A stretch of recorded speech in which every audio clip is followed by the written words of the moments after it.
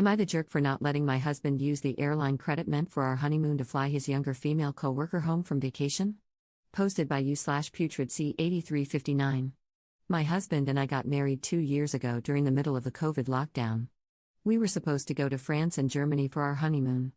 We saved for the tickets, and to be honest, I paid for most of them. This is a second marriage for both of us. We're both 43, and our finances have remained mostly separate at my insistence. We've tried 3 times to go on our honeymoon, but lockdowns or illnesses have kept us stateside. My husband is very well traveled, and I haven't been to many places. I've tried talking to him about using the credit to go somewhere in the States, but he insists we wait. He is stingy with money, and I've paid for the majority of the travel we've done, which has mostly included my children. He's made me feel really bad about wanting to change the plans, saying it's giving up on our honeymoon. I haven't been anywhere, and even just going to a coast would be amazing. Today, when I got home from work, he said he had a co-worker, 25F, who is stuck in Florida on vacation due to a recent flood. He said her car was totaled and she has no way to get back to work. He offered to fly her back using our credit. I was dumbfounded. I asked if we would be paid back, and he shrugged and said he doesn't feel like she needs to because she's going to RN school. I am an RN, and I work hard for every dime I make working in the ICU. He didn't ask me before using the credit, he assumed I would be fine with it. It only came up in conversation about how crazy his day had been. Am I the jerk for saying no to using the credit on a coworker? Am I the jerk for feeling like he cared more for this woman than me? Top/relevant comments. Commenter. Not the jerk, but this sounds suspicious as heck. He wants to use your credit, which you mostly paid for, to help a coworker. Look, I'm friends with a lot of my coworkers, and if they totaled their car in another state, I'd tell them to call their insurance, although they're adults and wouldn't need that advice. How did he find out about this? Were people at his work talking about it and he decided to swoop in as the hero, or did she call him? Either way, highly suspicious. Up. Highly suspicious. Commenter 2. I completely agree. It is not normal for a 46-year-old married man to propose using airline credits from a postponed honeymoon he's supposed to take with his wife for a stranded coworker, who just happens to be female and 25. Commenter 3. Take the credits, go to the coast, and take time to think about what you really want in this life. It's short, and putting up with an insensitive jerk who is trying to impress a young coworker does not bode well for future happiness. Ask yourself why all the other coworkers are not chipping in. Where is her family? Friends? Sometimes the universe sends an opportunity to take off the rose-colored glasses. It's up to you whether you take that opportunity. Update 2 years, 8 months later. I just logged into an old computer and found this account that I no longer use. I had completely forgotten about it and honestly have only a vague recollection of posting it due to circumstances I will get into. The marriage ended right after this. It looks like this is almost 3 years old, and I have been away from this man since July 2022. This was one of the last arguments we had. He told me I was very uncaring about the stranger in Florida and that if I were a nice person, money would be no object to get her. He then strangled me to the ground, and I passed out.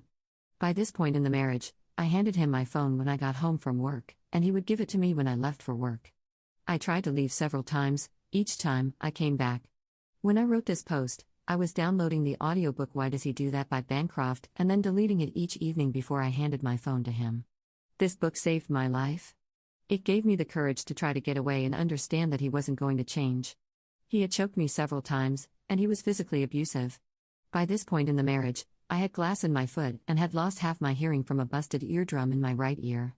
So, about a week after this post, I went to get the mail, something I was not allowed to do, but something told me I needed to.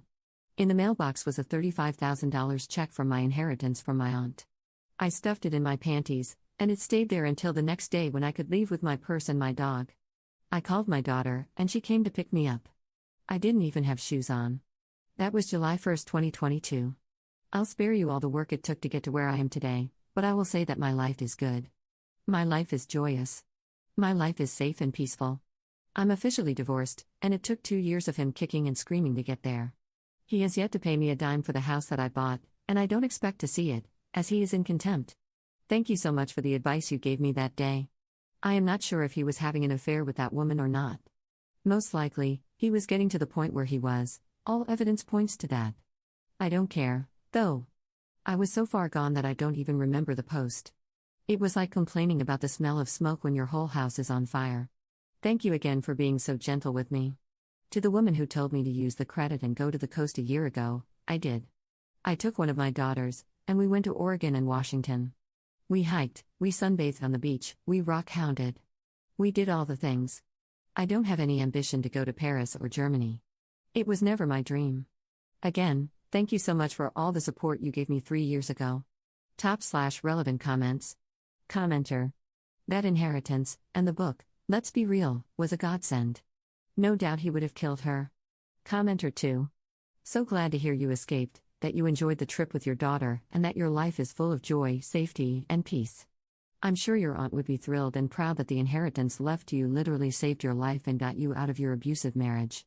Op's response. At the beach, I etched her name in a pebble and threw it out to sea. She saved my life. Commenter 3. Your imagery of complaining about the smell of smoke while being surrounded by fire is a powerful statement. Is there no way the courts can evict your ex from your house and force the sale? There's got to be a way to get your house back if it's in your name. I'm so glad you managed to get free, and your aunt really did save your life.